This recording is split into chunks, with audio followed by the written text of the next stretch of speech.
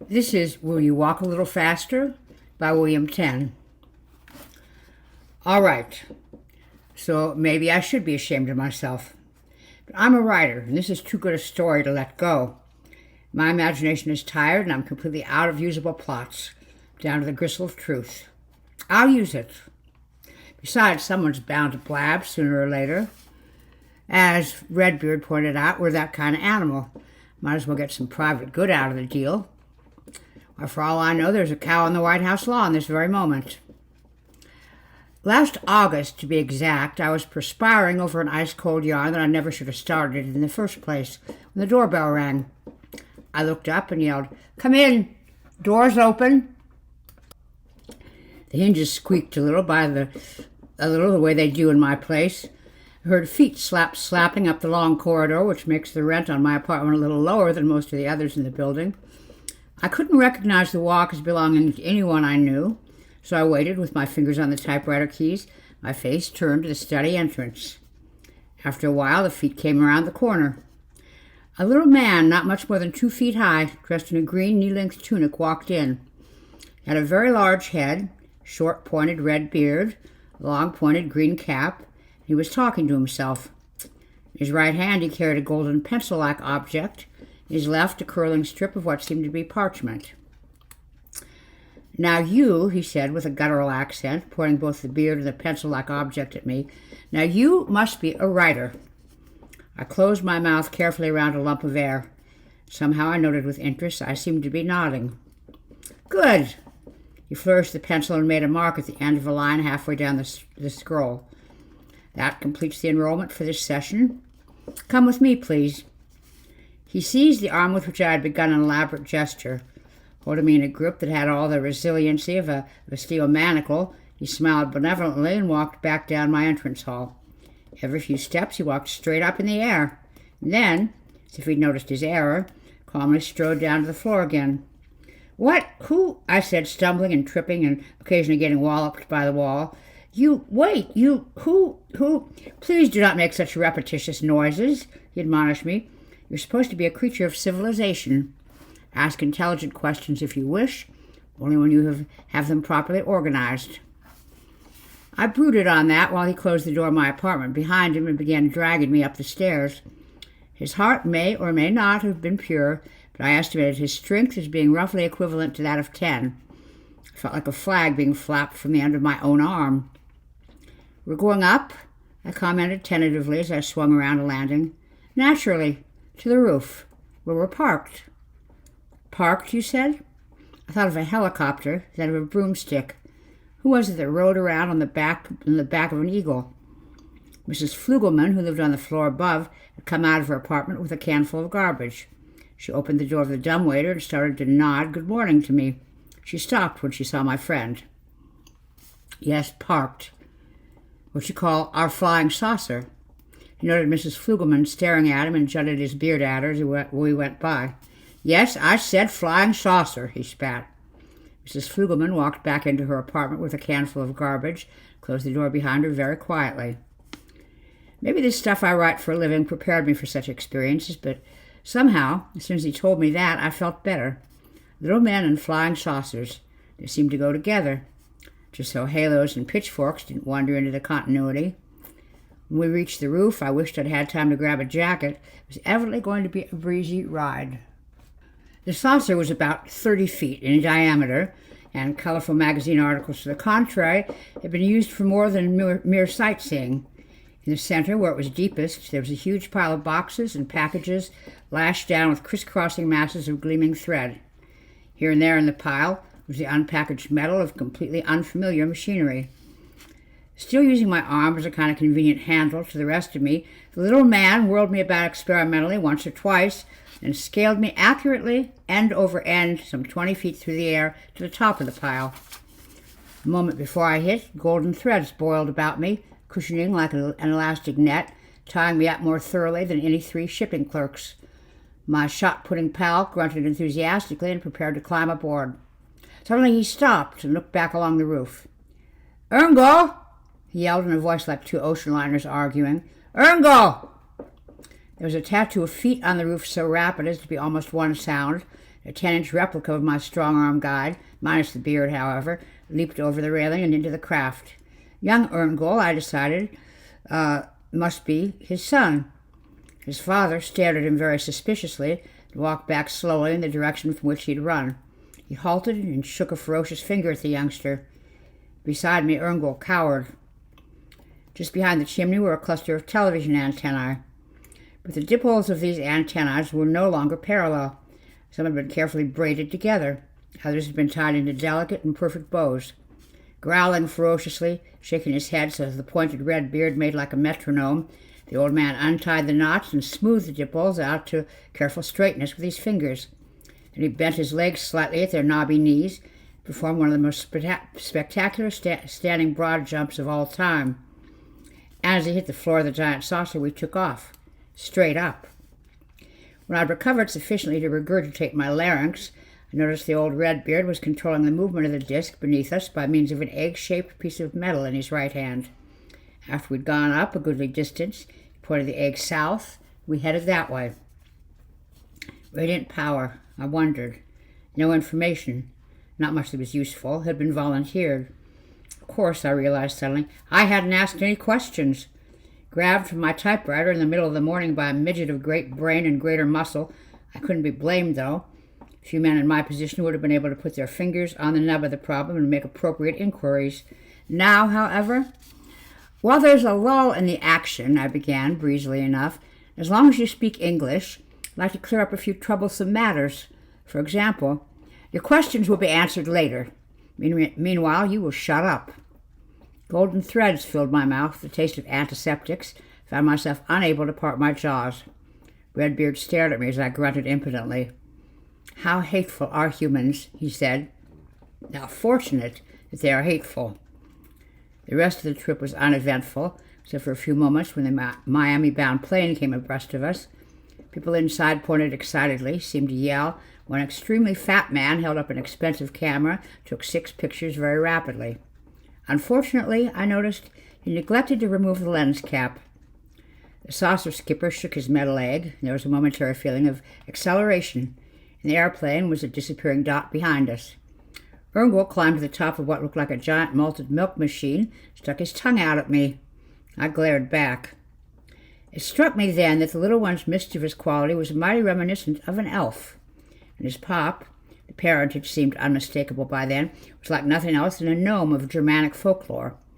Therefore, didn't these facts mean that let my brain have 10 full minutes before giving up? Oh well, sometimes that method works. Reasoning by self-hypnotic momentum, I call it. I was cold, otherwise quite content with my situation and looking forward to the next development with interest and even pride. I'd been selected, alone of my species, by this race of aliens for some significant purpose. Couldn't help hoping, of course, that purpose was not vivisection. It wasn't. We arrived after a while at something so huge it could only be called a flying dinner plate. I suspected that a good distance down, under all those belly-soft clouds, was the state of South Carolina. I also suspected that the clouds were artificial. Our entire outfit entered through a hole in the bottom. The flying dinner plate was covered with another immense plate, upside down, the hole making a hollow disc, close to 1/4 mile in diameter. Flying saucers stacked with goods and people, both long and short folk, were scattered up and down its expanse between great masses of glittering machinery. Evidently, I was wrong about having been selected as a representative sample. There were lots of us, men and women, all over the place, one to a flying saucer.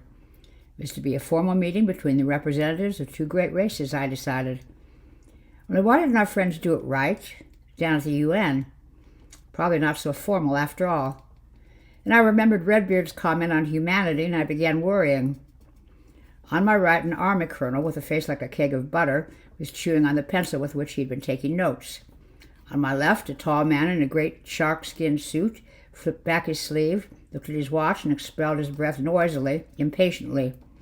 Up ahead, 2 women were leaning toward each other at the touching edge of their respective saucers, both talking at the same time, both nodding vehemently as they talked. Each of the flying saucers also had at least one equivalent of my red-bearded pilot. I observed that while the females of this people had beards too, They're exactly one half as motherly as our women. But they balanced. Abruptly, the image of a little man appeared on the ceiling. His beard was pink and it forked. He pulled on each fork and smiled down at us. To correct the impression in the minds of many of you, he said, I will paraphrase your great poet, Shakespeare. I am here to bury humanity, not to praise it. A startled murmur broke out all around me. Mars, I heard the colonel say. Bet they're from Mars. H.G. Wells predicted it. Dirty little Martians. Well, just let them try. Red, the man in the gray shark-skin suit repeated. Red. Did you ever, one of the women started to ask. Is that a way to begin? No manners. A real foreigner. However, Forkbeard continued unperturbably from the ceiling, in order to bury humanity properly, I need your help.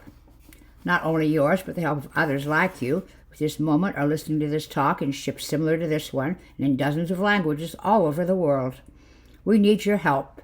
Knowing your peculiar talent so well, we're fairly certain of getting it. He waited until the next flurry of fist-waving and assorted imprecations had died down. He waited until the anti-blacks and the anti-Jews, the anti-Catholics and the anti-Protestants, the Anglophobes and the Russophobes, the vegetarians and the fundamentalists in the audience had all identified him colorfully with their peculiar concepts of the opposition and excoriated him soundly. Then, once relative quiet had been achieved, we got the following blunt tale, rather contemptuously told, with mighty few explanatory flourishes. There was an enormous and complex galactic civilization surrounding our meager 9-planet system. This civilization, composed of the various intelligent species throughout the galaxy, was organized into a peaceful federation for trade and mutual advancement. A special bureau in the Federation discharged the biological duty of more advanced races to new arrivals on the cerebral scene. Thus, quite a few millennia ago, the Bureau had visited Earth to investigate tourist accounts of a remarkably ingenious animal that had lately been noticed wandering about. The animal, having been certified as intelligent with a high cultural potential, Earth was closed to tourist traffic, and sociological specialists began the customary close examination. And as a result of this examination, the forked pink beard smiled gently down from above. The specialists discovered that what you call the human race was non-viable. That is, while the individuals composing it had strongly developed instincts of self-preservation, the species as a whole was suicidal. Suicidal? I found myself breathing up the rest. Quite. This is a matter on which there can be little argument from the more honest among you. High civilization is a product of communal living, and man, in groups, had always tended to wipe himself out. In fact, a large factor in the development of what little civilization you do experience has been the rewards contingent upon the development of mass destruction weapons. We've had peaceful brotherly periods, a hoarse voice said on the opposite side of the ship. The large head shook slowly from side to side. The eyes I saw suddenly and irrelevantly were all black iris. You have not. You have occasionally developed an island of culture here, an oasis of cooperation there, but these have inevitably disintegrated upon contact with the true standard bearers of your species, the warrior races. When, as happened occasionally, the warrior races were defeated, the conquerors in their turn became warriors, so that the suicidal strain was ever rewarded and became more dominant. Your past is your complete indictment, and your present is about to become your executed sentence. But enough of this peculiar bloody nonsense. Let me return to living history. He went on to explain that the Federation felt a suicidal species should be allowed to fulfill its destiny unhampered. In fact, so long as overt acts were avoided, it was quite permissible to help such a creature along to the doom it desired. Nature abhors self-destruction even more than a vacuum. The logic is simple. Both cease almost as soon as they come into existence. Sociologists, having extrapolated the probable date on which humanity might be expected to extinguish itself, the planet was assigned, as soon as it should be vacated, to the inhabitants of an Earth-like world for the use of such surplus population as they might then have. These were the Redbeards. We sent representatives here to serve as caretakers, so to speak, of our future property. About 900 years ago, when the world still had 6,000 years to run, we decided to hurry the process a bit as we experienced a rising index of population on our own planet. We therefore received full permission from the Galactic Federation to stimulate your technological development into an earlier suicide. The Federation stipulated, however, each advance be made the moral responsibility of an adequate representative of your race. He be told the complete truth of the situation. Yes, we did. We would select an individual to be the discoverer of a revolutionary technique or scientific principle. Then we would explain both the value of the technique and the consequences to a species in terms of accelerated mass destruction. I found it hard to continue looking into his enormous eyes. In every case, the booming rattle of the voice had softened perceptibly. In every case, sooner or later, the individual announced the discovery as his own, giving it to his fellows and profiting substantially. In a few cases, he later endowed great foundations which rewarded prizes to those who advanced the cause of peace or the brotherhood of man. This resulted in little beyond an increase in the amount of currency being circulated. Individuals, we found, always choose to profit at the expense of the race's life expectancy. Gnomes, elves, kobolds, not mischievous sprites. I glanced at Erngel, sitting quietly under his father's heavy hand. Not the hoarders of gold, but helping man for their own reasons, teaching him to smelt metals and build machinery, showing him how to derive the binomial theorem in one part of the world and how to plow a field more efficiently in another. To the end that people might perish from the earth sooner. Unfortunately, something has developed. We looked up at that, all of us, housewives and handymen, preachers and professional entertainers, looked up from the angle of our reflection and prejudices, and hoped. As D-Day drew nigh, those among the kobolds who intended to emigrate filled their flying saucers with possessions and families. They scooted across space in large crafts, such as the one we were now in, took up positions in the stratosphere, waiting to assume title to the planet as soon as its present occupants used their latest discoveries, nuclear fission, as they had previously used ballistics and aeronautics. The more impatient wandered down to survey home sites. They found to their annoyance that an unpleasant maggot of error had crawled into the pure mathematics of extrapolated sociology. Humanity should have wiped itself out shortly after acquiring atomic power, but, possibly as a result of the scientific stimulation we have been receiving recently, our technological momentum had carried us past uranium-plutonium fission up to the so-called hydrogen bomb. Whereas the uranium bomb, Armageddon, would have disposed of us in a most satisfactory and sanitary fashion, the explosion of several hydrogen bombs, it would seem, will result in the complete sterilization of our planet as the result of a subsidiary reaction at present unknown to us. If we go to war with this atomic refinement, Earth will not only be cleansed of all present life forms, also become uninhabitable for several millions of years in the future. Naturally, the kobolds view this situation with a certain amount of understandable unhappiness. According to galactic law, they may not actively intervene to safeguard their legacy. Therefore, they would like to offer a proposition. Any nation which guarantees to stop making hydrogen bombs and to dispose of those it has already made, and the little Redbeards have, they claim, satisfactory methods of enforcing these guarantees, such a nation will be furnished by them with a magnificently murderous weapon. This weapon is extremely simple to operate. It is so calibrated that it can be set to kill instantaneously and painlessly any number of people at one time, up to a full million. The advantages to any terrestrial military establishment of such a weapon over the unstable hydrogen bomb, which is not only hard to handle but must be transported physically to the target, the genial face on the ceiling commented, should be obvious to all of you. As far as we are concerned, anything which will dispose of human beings on a wholesale basis while not injuring. At this point there was so much noise I couldn't hear a word he was saying. For that matter, I was yelling quite loudly myself. While not injuring useful and compatible life forms. Ah! Screamed a deeply tanned stout man in a flower-for-red sports jacket and trunks. Why don't you go back to where you came from? Yeah, someone else added wrathfully. Can't you see you're not wanted? Shut up, huh? Shut up! Murderers, one of the women in front of me quavered. That's all you are, murderers, trying to kill inoffensive people who've never done you any harm. Killing would be just too good for you. The colonel was standing on his toes and oscillating, a pretentious forefinger at the roof.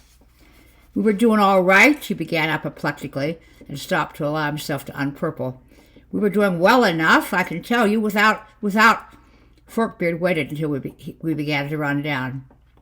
"Look at it this way," he urged in a wheedling voice. "You're going to wipe yourselves out. You know it, we know it, so does everybody else in the galaxy. What difference can it possibly make to you whether you do it one way or another? At least by our methods, you confine the injury to yourselves. You don't damage the highly valuable real estate, to wit, Earth, which will be ours after you've ceased to use it. And you go out with a weapon which is much more worthy of your destructive propensities than any of you've used hitherto, including atomic bombs." He paused and spread knobbed hands down at our impotent hatred. "Think of it. Just think of it. 1,000,000 deaths at one plunge of a lever. What other weapon can make that claim?" Skimming back northward with Redbeard and Urgle, I pointed to the flying saucers radiating away from us through the delicate summer sky. "These people are all fairly responsible citizens. Isn't it silly to expect them to advertise a more effective way of having their throats cut?" It was a shrug of the green-wrapped shoulders. "With any other species, yes, but not you. The Galactic Federation insists that the actual revelation of the weapons, either to your public or your government, must be made by a fairly intelligent representative of your own species, in full possession of the facts, and after he or she has had an adequate period to reflect on the consequences of disclosure." "And you think we will, in spite of everything?" "Oh, yes," the little man told me with tranquil assurance, "because of everything. For example, you will each have been selected with a view to the personal advantage you would derive from the revelation. Sooner or later, one of you will find the advantage so necessary and tempting, the inhibiting scruple will disappear. Eventually, all of you would come to it. As Schomer pointed out, each member of a suicidal race contributes to the destruction of the whole, even while attentively safeguarding his own existence. Disagreeable creatures, but fortunately short-lived." 1,000,000, I mused. "So arbitrary. I bet we make..."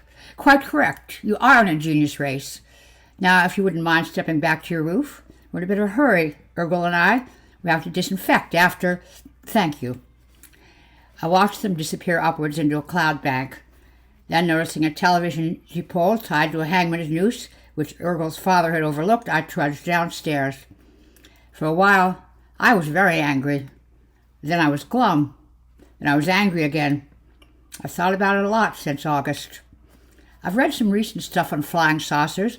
Not a word about the superweapon we'll get if we dismantle our hydrogen bombs. But if someone had blabbed, how would I know about it? That's just the point. Here I am, a writer, a science fiction writer no less, with a highly saleable story that I'm not supposed to use. Well, happens that I need money badly right now. Further happens that I'm plumb out of plots. How long am I supposed to go on being a sucker? Somebody's probably told by now. If not in this country, in one of the others. And I am a writer, and I have a living to make. And this is fiction. Who asked you to believe it anyhow? Only I did intend to leave out the signal. The signal, that is, by which a government can get in touch with the kobolds, can let them know it's interested in making the trade and getting that weapon. I did intend to leave out the signal, but I don't have a satisfactory ending to this story. It needs some sort of tagline. The signal makes a perfect one. Well, it seems to me that if I've told this much, and probably anyhow, the signal's the immemorial one between man and kobold. Leave a bowl of milk outside the White House door.